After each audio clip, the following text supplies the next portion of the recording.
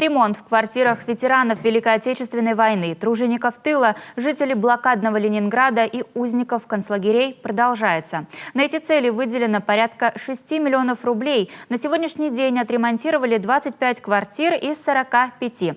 На приемке одной из них побывала Дарья Вологжанина.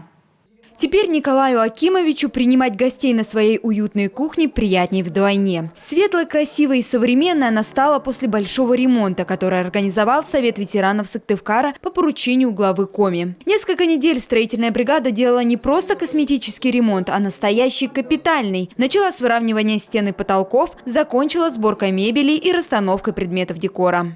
Все то, что не нужно, весили, демонтировали, обработали. Стены были вообще страшные, неровные, абсолютно ни одна стена.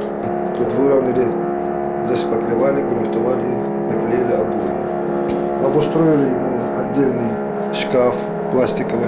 От ремонта делится ветеран даже успел подустать. Когда увидел результат, усталость как рукой сняла. Еще в сентябре Николаю Акимовичу приходилось приклеивать плитку в ванной на обычный канцелярский скотч. Да и сантехника старая подводила. Сейчас от пола до потолка все новое. Постаралась команда подрядчика. Обои, керамическая плитка, межкомнатные двери – все подбиралось совместно с ветераном. Конечно, в прошлом году уже ремонтировали много. В этом году ремонтируют. Уже они закончили ремонтировать. Ну и мне предложили дополнительно провести капитальный ремонт. Я говорю, вроде нормально вообще, давай еще делаем еще лучше.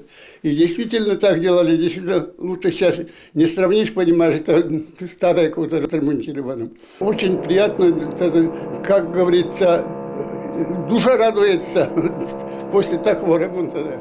Ремонт у Николая Акимовича благодаря Совету ветеранов проводится не в первый раз. Каждый год стараются что-то обновлять. В прошлом году поменяли пластиковые окна и входные двери, поклеили обои и побелили коридор. А сегодня квартиру Николая Акимовича, как и другие отремонтированные 25 квартир, приняли с первого раза. По отзывам тех, кому уже выполнены ремонтные работы, все было сделано хорошо. Даже мы получили 2 благодарности письменные от тружеников тыла. И вот сегодня мы принимаем работы в квартире участника Великой Отечественной войны Рочева Николая Акимовича, который тоже доволен произведенным ремонтом, потому что помещения у него были, мягко говоря, уже давно не свежими, обои местами отошли. На текущий ремонт одной квартиры для тружеников тыла, блокадников, узников концлагерей выделено до 75 тысяч рублей. На капремонт до 150. Для ветеранов войны сумма неограниченная, ведь их в Сыктывкаре осталось совсем мало. Всего 23 человека. Дарья Вологжанина, Олег Юшков, телеканал Юрган.